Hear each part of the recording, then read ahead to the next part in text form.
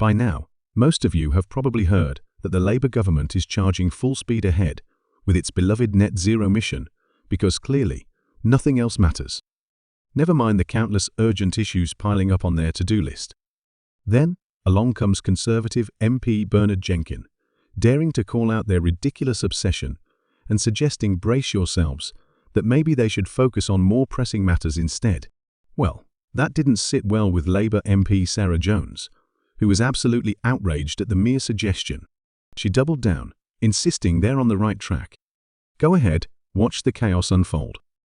Can I just ask, I'm in favour of net zero, and this country's achieved a great deal towards net zero, but what planet is her department now on? Is she unaware that there is now a national security crisis demanding much higher defence expenditure?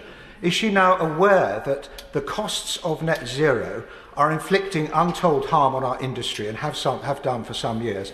And it's now time to pause this and prioritise economic growth, to target cheap energy instead of net zero, and to generate growth and energy exports in order that we can afford the defence we need. Otherwise, they're just living on a different planet, and she should listen to her Chancellor and her Business Secretary, who are trying to give her this advice.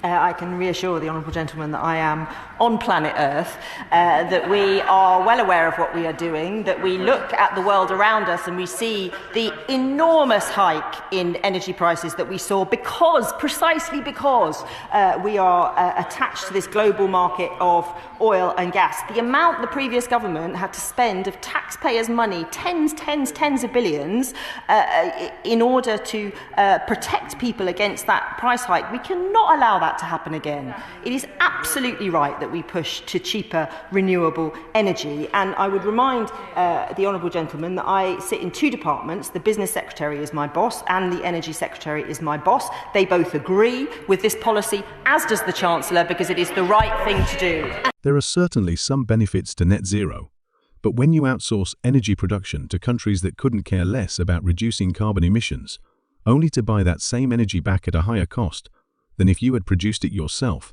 it becomes clear that this whole push for net zero is nothing more than virtue signalling and political point scoring.